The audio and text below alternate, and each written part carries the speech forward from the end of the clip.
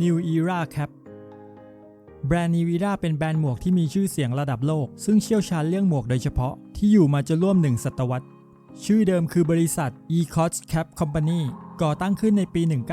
1920 โดยคุณเอฮาร์สกอตในวัย 37 ปี ผู้อพยพชาวเยอรมันซึ่งเป็นช่างฝีมือมากทักษะและมีสกิลในการตัดเย็บหมวกที่ย้ายถิ่นฐานมาตั้งรกรากอยู่ในเมืองบัฟฟาโลรัฐนิวยอร์กประเทศสหรัฐอเมริกาโดยคุณเอฮาร์สกอตเขามองเห็นโอกาสจากการทำธุรกิจผลิตหมวกเพื่อจำหน่ายจึงได้ยืมเงินของโรสน้องสาวของเขาเพื่อก่อตั้งบริษัท ECOS Cap Company นี้ขึ้นมาและเริ่มต้นผลิตหมวกทรง Gatsby Style จนขายได้มากกว่า 60,000 ใบในปีแรกจนกระทั่งในปี 1932 ฮาโรลูกชายของเออร์ฮาร์ดได้เข้ามาร่วมงานบริหารกับเขาในธุรกิจนี้ฮาโรได้สังเกตเห็นความต้องการของหมวกแก๊ปทรง Gatsby ที่กำลังจะจางหายไป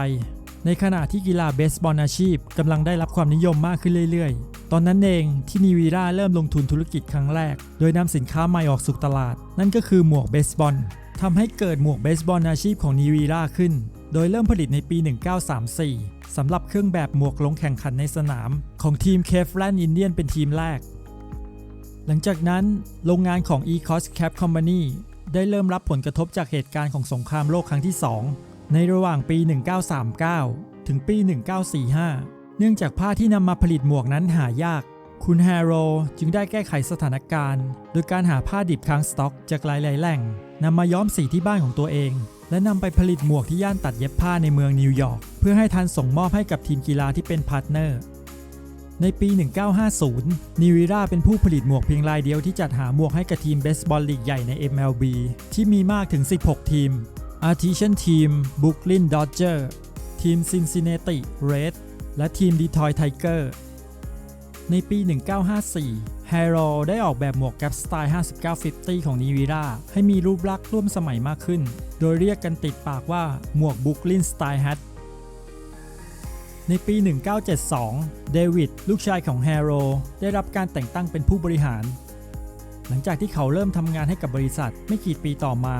คิชคอสลูกชายของเดวิดก็ได้สานต่อมรดกนี้และได้เริ่มทำงานในโรงงานผลิตหมวกในเมืองดาร์บี้ให้กับปู่และพ่อของเขาด้วยวิสัยทัศน์ของเดวิดคอสในช่วงปี 1980 จึงกลายเป็นทศวรรษแห่งการเติบโตอย่างต่อเนื่องบริษัทได้ผลิตหมวกสำหรับทีมกีฬาในวิทยาลัยรวมไปถึงระดับนานาชาติและเริ่มจำหน่ายหมวกแคปให้กับแฟนกีฬาหลังจากนั้นNew Era ได้รับการแต่งตั้งให้เป็นผู้ผลิตหมวกแต่เพียงผู้เดียวของหมวกแก๊ปที่ใช้ใส่แข่งในสนามแข่งขันสำหรับ Major League Baseball ในปี 1992 บริษัทได้เปลี่ยนชื่อเพื่อรีแบรนด์เข้าสู่ยุคใหม่เป็น New Era Cap Company ต่อมาในปี 1993 New Era ได้สร้างการสัมผัสประสบการณ์หมวกแฟชั่นแบบใหม่เป็นครั้งแรกซึ่งนั่นก็คือหมวกรุ่น 5950 ทรงสูงแบบที่พวกเราเห็นอยู่ณปัจจุบันในปี 1996สไปค์ลีนักเบสบอลชื่อดังทีมนิวยอร์กยังกี้ได้ร่วมคัสตอมหมวกที่ใช้สำหรับใส่ลงสนามแข่งโดยใช้สีแดงซึ่งแตกต่างจากสีบลูเนวี่ของทีมนิวยอร์กยังกี้ไปอย่างสิ้นเชิงทำให้ New Era เกิดความคิดสร้างสรรค์และเริ่มผลิตผลงานคอลแลบอเรชันอื่นๆตามมาในปี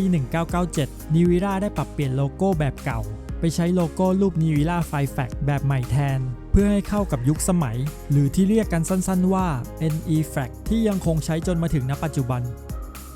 ในยุคปี 2000 New Era ได้เริ่มก้าวเข้าสู่การเป็นแบรนด์ระดับโลกโดยได้ขยายสาขาเข้าไปยังฝั่งยุโรปญี่ปุ่นและออสเตรเลียและยังคงประสบความสำเร็จมาจนถึงทุกวันนี้หลังจากผ่านไปหลายทศวรรษในฐานะหมวกแก๊ปในสนามอย่างเป็นทางการของ MLB New Era ได้ตั้งเป้าที่จะเพิ่มความพิเศษให้กับลีกกีฬาที่ใหญ่ที่สุดของประเทศโดยในปี 2012 New Era กลายเป็นพาร์ทเนอร์หมวกใส่ลงสนามอย่างเป็นทางการของลีกอเมริกันฟุตบอล NFL และในปี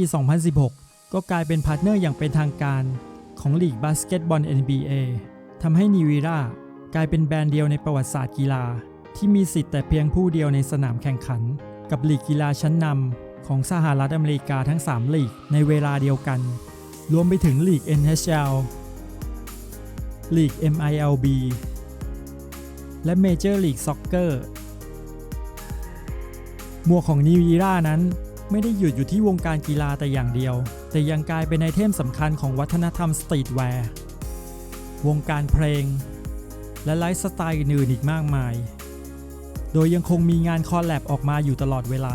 ไม่ว่าจะเป็นการ์ตูนมาเวลการ์ตูนดิสนีย์การ์ตูน DC คอมิกหรือแม้แต่แอนิเมชันจากญี่ปุ่นซึ่งถูกใจนักสะสมทั่วโลกเป็นอย่างดีปัจจุบัน New Era ยังคงเป็นแบรนด์หมวกแฟชั่นชั้นนำคุณภาพสูงที่มีความคิดและพัฒนาในการออกแบบผลิตภัณฑ์อย่างสร้างสรรค์แตกต่างและมาพร้อมกับนวัตกรรมใหม่อยู่ตลอดโดยมีสินค้าขายดีเป็นหมวกรุ่น 5950 ตามมาด้วยหมวกรุ่น 940 และ 950 ตามลำดับรวมไปถึงการแตกลายสินค้าเพื่อให้เข้ากับเทรนด์และยุคสมัยอย่างต่อเนื่องอยู่เสมอโดยมีสินค้าอาทิเช่นเสื้อยืดกระเป๋าแว่นตากระเป๋าเก็บหมวกแบบพกพา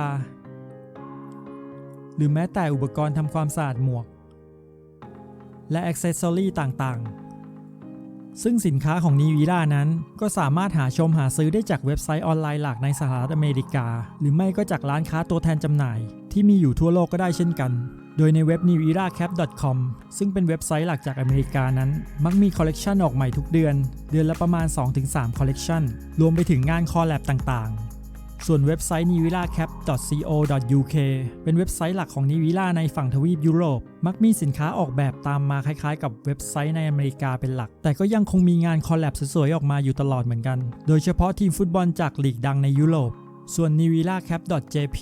เว็บไซต์หลักของ New Era Japanมักจะมีคอลเลกชันใหม่ออกมา 2-3 คอลเลกชันต่อเดือนเหมือนกันโดยรูปแบบไม่ได้ขึ้นตรงกับ New Era USA มากนักและมักจะมีงานคอลแลบสวยๆจากแบรนด์ญี่ปุ่นเองมาให้เลือกซื้ออยู่เสมอส่วนในเว็บ New Era ของเกาหลีมักมีคอลเลกชันใหม่ๆไม่ซ้ำแบบมาอยู่เสมอคล้ายๆกับ New Era Japan และก็ยังมีงานคอลเลกชันตามหลักแบบ New Era USA มาวางขายด้วยไปพร้อมๆกันส่วนในเว็บ New Era ฮ่องกงมักมีคอลเลกชันหลากหลายตามแบบ New Era USA และมักจะมีคอลเลกชันสไตล์เอเชียมาให้จับจองอยู่เรื่อยๆส่วนในเว็บไซต์ New Era Thailand ของบ้านเรานั้นมักจะเน้นไปที่หมวกคอลเลกชัน NY หรือไม่ก็ LA เป็นหลักแต่ก็ยังคงมีคอลเลกชันพิเศษมาให้จับจองอยู่บ้างเรื่อยๆเสมอ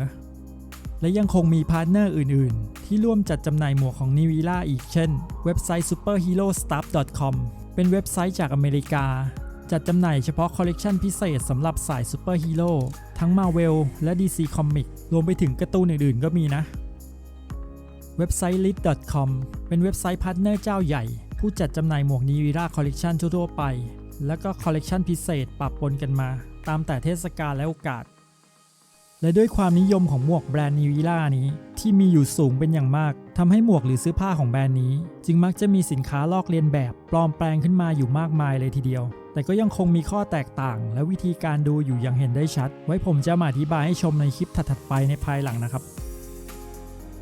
ถ้าเพื่อนๆชอบคลิปนี้และไม่อยากพลาดสาระดีๆที่เกี่ยวกับแบรนด์ต่างๆก็ขอฝากกดไลค์กด Subscribe เพื่อเป็นกำลังใจให้กันด้วยนะครับส่วนเพื่อนๆคนไหนมีคำถามสงสัยหรือมีข้อมูลที่อธิบายผิดพลาดไปก็สามารถคอมเมนต์กันไว้ได้ที่ใต้คลิปนี้ได้เลยนะครับสำหรับวันนี้ผมต้องขอตัวลาไปก่อนสวัสดีครับ